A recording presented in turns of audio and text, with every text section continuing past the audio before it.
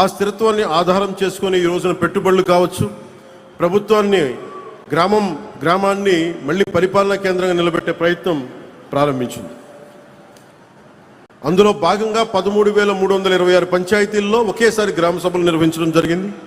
ప్రజాస్వామ్యాన్ని ప్రతి గ్రామం గడప గడప వరకు తీసుకెళ్లగలిగాం. ప్రతి పంచాయతీకి ఒక కార్యదర్శి వ్యవస్థని బలోపేతం చేశాం. స్థానిక అవసరాలకు అనుగుణంగా కొత్త పరిపాలనా విధానాలను రూపొందించాం. గ్రామ పంచాయతీల పరిపాలనా సామర్థ్యాన్ని బలోపేతం చేశాం. పల్లె పండుగ ద్వారా గ్రామాభివృద్ధిని ప్రభుత్వ కార్యక్రమం నుంచి మంచి ప్రజా ఉద్యమంగా మార్చాం. స్థానిక నాయకత్వానికి గౌరవాన్ని పునరుద్ధరించాం, ఇర్రెస్పెక్ట్ ఆఫ్ ద పొలిటికల్ అఫిలియేషన్స్. స్వర్ణ పంచాయతీ దిశగా ప్రయాణం ప్రారంభించాం. ప్రతి ఆలోచన సిద్ధాంతంగా మిగిలిపోకుండా ఫలితంగా కనిపించాలనే దానికి స్వర్ణ పంచాయతీ కేంద్రంగా ఒక చిన్న ఉదాహరణ చెప్తాను. మన ఈ పక్కనే తిరుపతి రూరల్ మండలంలోని శ్రీనివాసాపురం గ్రామ పంచాయతీలో స్వర్ణ పంచాయతీ పోర్టల్ ద్వారా ఆస్తుల వివరాలను శాస్త్రీయంగా అప్డేట్ చేశాం. ఇప్పటి వరకు పంచాయతీ రికార్డ్స్లో కనిపించని అనేక ఆస్తులు వ్యవస్థలోకి వచ్చాయి. ఆస్తుల సంఖ్య 1291 నుంచి 1356కి పెరిగింది. దీని ఫలితంగా పంచాయతీ ఆదాయ సామర్థ్యం 75 లక్షల రూపాయల నుంచి 1,66 లక్షలకి పెరిగింది. ఇక్కడ ఒక్క రూపాయి పన్ను కూడా పెంచలేదు. స్వర్ణ పంచాయత్ పోర్టల్లో సమాచారం సరిచేసాం అంతే. ఇది కేవలం ఒక గ్రామ పంచాయతీ కథ కాదు. వ్యవస్థ సరిగ్గా పనిచేస్తే గ్రామాలు ఎంతటి సామర్థ్యాన్ని సృష్టించగలవో చెప్పే ఒక బలమైన ఉదాహరణ. భారతదేశపు అభివృద్ధి ప్రయాణంలో తదుపరి అధ్యాయం ఇక్కడే ఉంది.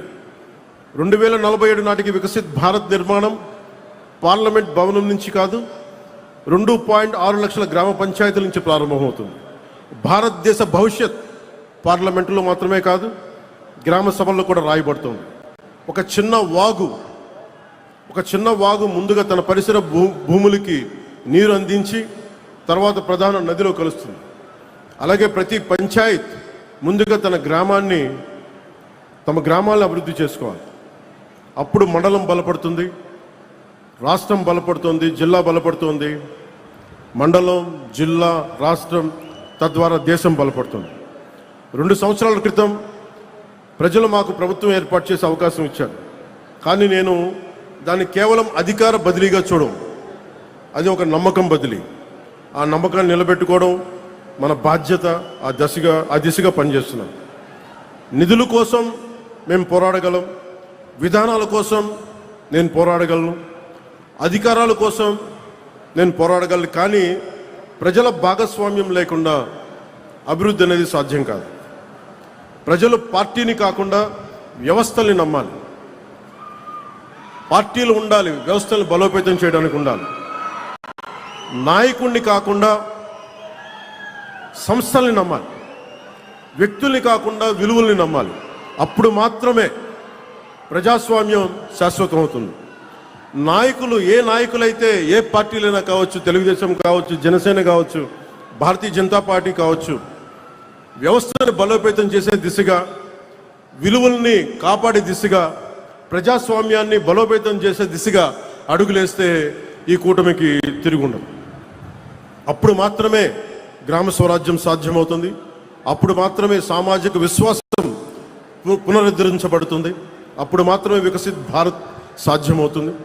గ్రామం బలపడితే ప్రజాస్వామ్యం బలపడుతుంది, ప్రజాస్వామ్యం బలపడితే దేశం బలపడుతుంది. అందుకే మా ప్రయాణం కేవలం ఒక గవర్నమెంట్ ఫార్మేషన్ కోసం కాదు, నేషన్ బిల్డింగ్. మన తరం బాధ్యత కేవలం ఈ రోజుని పరిపాలించడం కాదు, రాబోయే తరాలకి బలమైన వ్యవస్థలను అందించడం. మనం తీసుకునే నిర్ణయాలు వచ్చే ఎన్నికల గురించి మాత్రమే కాకుండా వచ్చే తరాల గురించి కూడా ఉండాలి. అదే నిజమైన ప్రజాస్వామ్యం, అదే సుస్థిర అభివృద్ధి, అదే వికసిత్ భారత్కి మార్గం.